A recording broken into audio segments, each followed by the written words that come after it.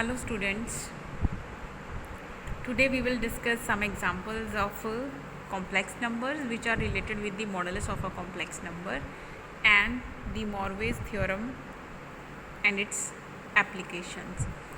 So firstly we note that the equation mod z is equal to r, which can be written as z is equal to r e raised to power iota theta.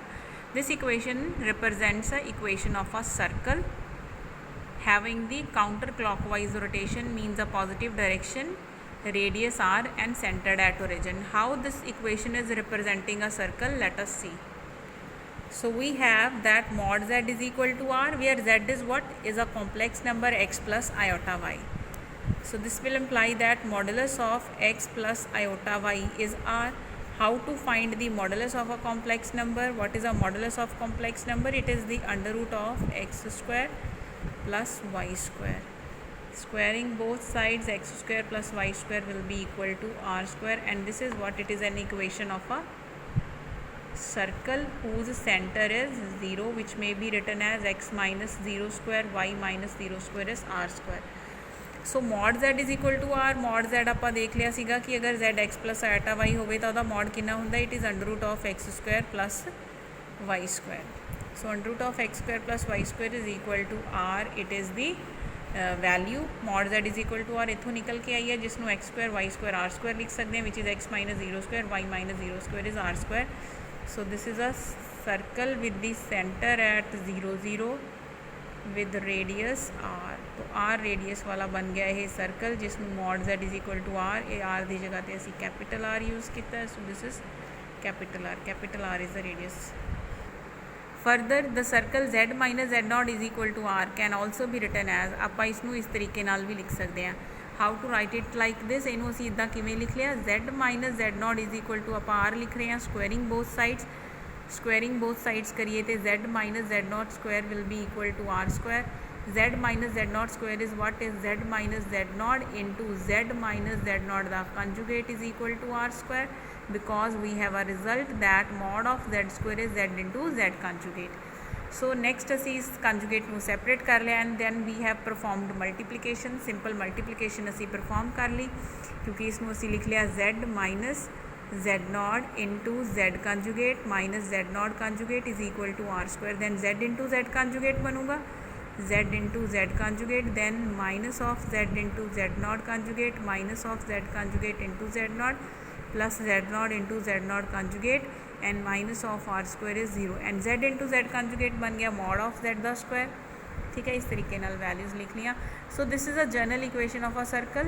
इसे general equation च असीं देखिए कि ये वाला factor z into z conjugate है ना, तो अगर आप इसनूं सिंपल फॉर्म च लिखना है तो आप लिख सकते हैं कि इस z इंटू z कंजुगेट जैसा फैक्टर होएगा, z कंजुगेट होएगा. ठीक है, then there will be a number and the conjugate of that number. There will be एक simple z वाली term होएगी, and then the rest are the constant terms. So इसनूं असी इक्वेशन ऑफ सर्कल नूं complex के case च ये भी इक्वेशन ऑफ सर्कल है. This is a general equation of a circle. z z conjugate plus b z conjugate b conjugate z plus c is equal to 0. Let us see the next example. Every complex number on this circle can be expressed as z is equal to r 1 plus iota t upon 1 minus iota t. So जिन्ने भी complex number साडे circle दे उत्ते पए ने, every complex number can be represented in this form. So सानू की दिता होया? We have mod of z is r. mod z is equal to r minus z कैन, इहदा मॉडुलस r है, and what will be the argument? Argument आपां theta लै लिया, तो कॉम्पलैक्स नंबर z नूं असीं की लिख लिया? r e raise to power iota theta. ये सर्कल है, सर्कल दे विच जिहड़ा एंगल है वो कितना वेरी करना चाहिए? एक पाई इंटरवल ते, या कह दिए माइनस पाई टू पाई और फ्रॉम 0 टू 2 पाई. तो माइनस पाई टू पाई के अंदर जोड़ा है सर्कल दे विच आपां ने एंगल लै लिया. तो z is r e raise to power iota theta. इसका हाफ एंगल ऊपर तो हाफ एंगल नीचे कर लिया. इसनूं theta by 2 plus theta by 2 भी लिख सकते हैं ना. Theta can be written as theta by 2 plus theta by 2. तो थीटा बाई 2 एंगल ऊपर रख लिया, तो थीटा बाई 2 एंगल नीचे रख लिया, इंटू आयोटा है से आयोटा का मल्टीप्लाई कर लिया आपां. ठीक है, नीचे जाएगा तो यह पावर यदि माइनस हो जाएगी. Now writing this to be cos theta by 2 plus iota sine theta by 2, because we may write e raised to power iota theta is cos theta plus iota sine theta. तो ये cos theta by 2 plus iota sine theta by 2 है। इस चो असी sine of theta cos of theta नू common कर लीए।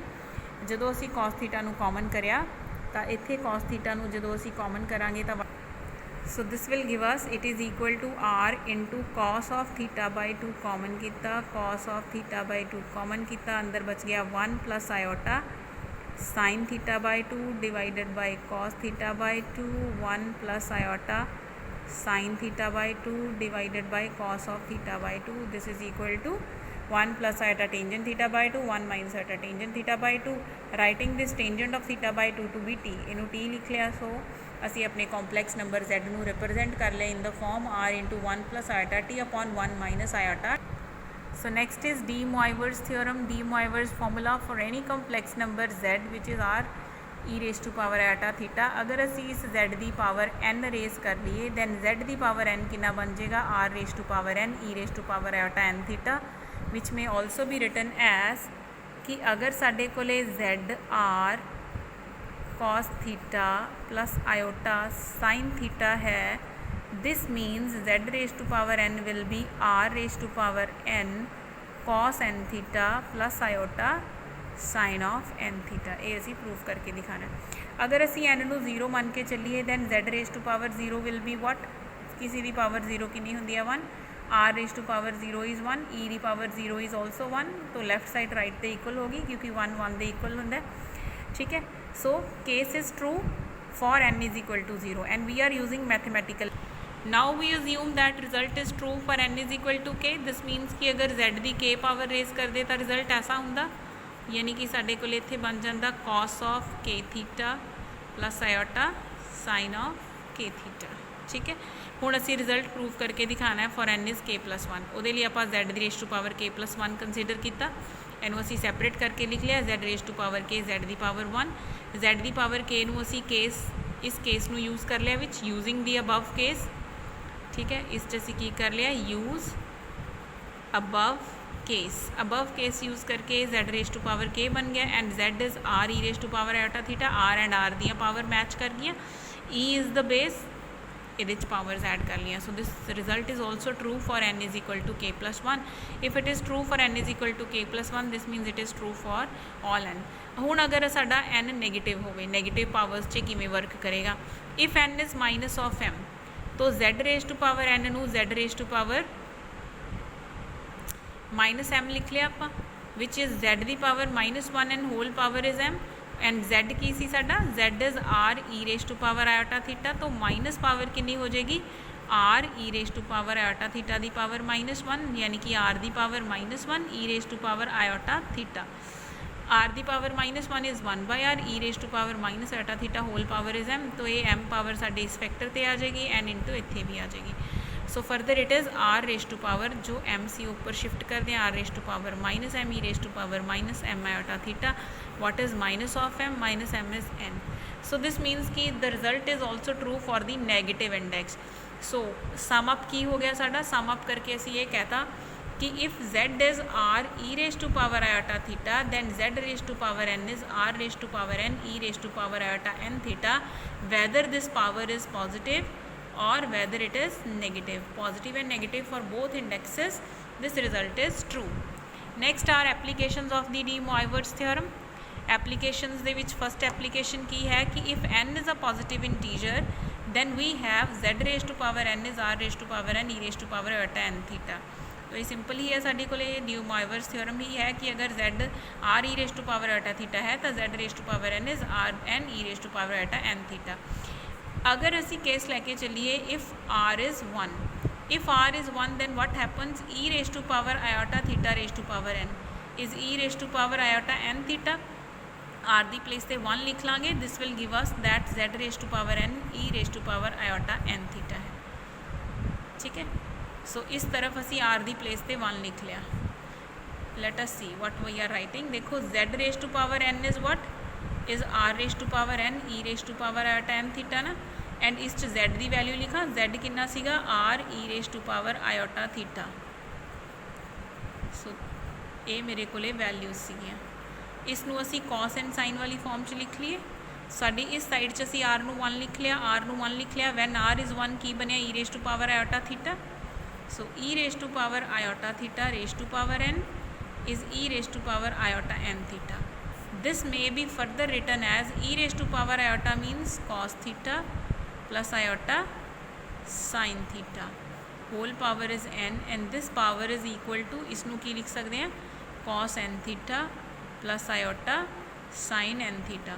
So when r is 1, इथों एक बड़ी इंपॉर्टेंट कैलकुलेशन निकल के आई, that cos theta plus iota sin theta the power n is cos n theta plus iota sin n theta.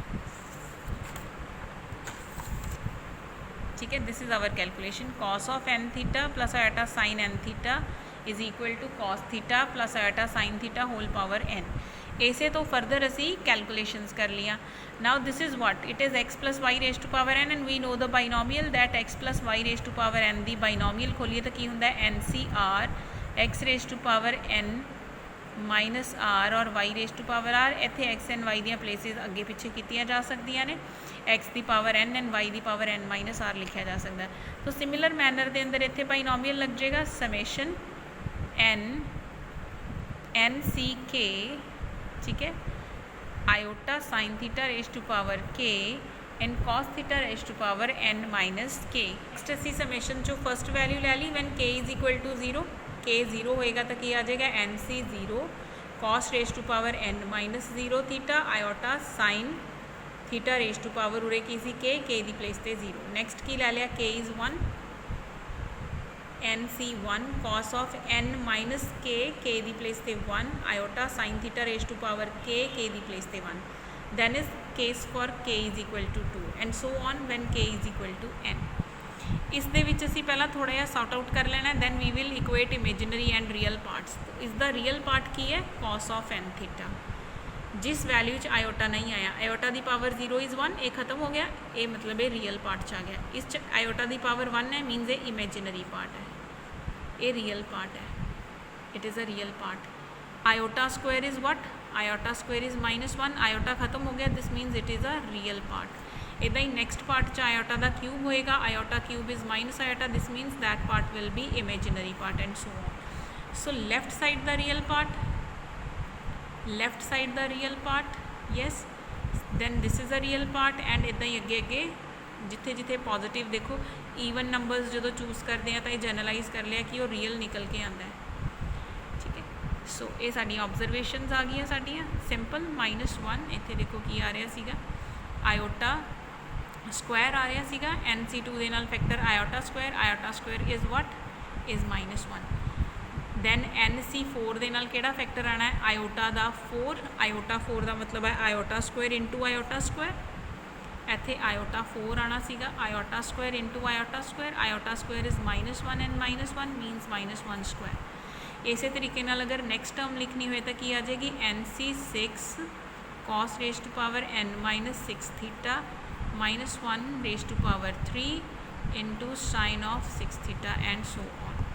सो इसमें असी सम करके लिख लिया दैट के 0 वैल्यू भी ले रहे हैं and it is varying over even numbers up to n -1 raise to power. ठीक है, ईवन नंबर अगर 2 सी तो पावर उस तो 1/2 सी लैस सीगी ना. इत्थे अगर ईवन नंबर 4 सी तो पावर कितनी है 2, यानी कि 4 का हाफ, इत्थे 2 का हाफ, इत्थे 6 का half, this means it is a half of के दा हाफ. then observe करिया NC0 NC2 NC4 this means NCK where K will be even and starting from 0. cos powers की आ रही है NC जिन्ना नीचे इत्थे 0 लिखा है 0 माइनस होया, 2 लिखा है 2 माइनस होया, K लिखांगे तो ऊपर K माइनस होया. Power of sine is 1 then is 2 then is 4. This means कि जो K सीगा वही सेम चीज़ इत्थे आ रही है. So this will give us the value for cos of n theta. एक फॉर्मूला बन गया cos ऑफ n थीटा का. एंड ये उदों आया जो असी रियल पार्ट्स में कंपेयर किया. Now comparing the imaginary parts, imaginary part के लैफ्ट साइड पर की आ गया sine n theta and first imaginary factor केड़ा हैगा साडा ये वाला. इस वैल्यू की लिखी है NC1 cos n -1 theta into sine theta. Iota दा कोफिशिएंट होंदा ना इमेजिनरी पार्ट, सो आयोटा नहीं लिखना. NC1 cos n -1 theta iota नू नहीं लिखना into sine theta. Next part which is containing iota is जो साडे कोले NC3 होएगा, NC3 वाले फैक्टर के अंदर की आ जाएगा cos n minus 3 theta iota sin थीटा raise to power 3 and iota 3 is what iota into iota square is minus of 1 minus of iota आ गया। सो नैक्सट फैक्टर के नाल -1 आ जाएगा। इस तरीके नाल rest of the factors will be there. हुण असी देखिए कि NC1 NC3 ये हमेशा की चूज हो रहा है odd number. So and it is starting from 1, पिछे असी 0 तो स्टार्ट किया सी। सो लिख लिया K starting from 1 and varying over odd numbers. Then cos of जो असी नीचे NCK लिखा है यही K असी n की पावर च इतों माइनस किया एंड n ही यदी पावर है, ये दोनों का सेम हो गया, ये सेम हो गया, बचा -1 दियाँ पावर्स। हुण -1 की पावर देखो इत्थे नहीं है, इस -1 की पावर 1 है, जो कि वैल्यू कितनी हैगी है 3 है। तो इसनों असी किस तरीके नाल लिख लिया दैट इज़ 3 - 1/2। 3 - 1 is 2, 2/2 is 1। तो देखो 1 पावर ही बची हुई है। यस, तो इस तरीके दे नाल असी पावर ऑफ माइनस नूं भी एडजस्ट कर लिया। So this means sign of n theta has this expression.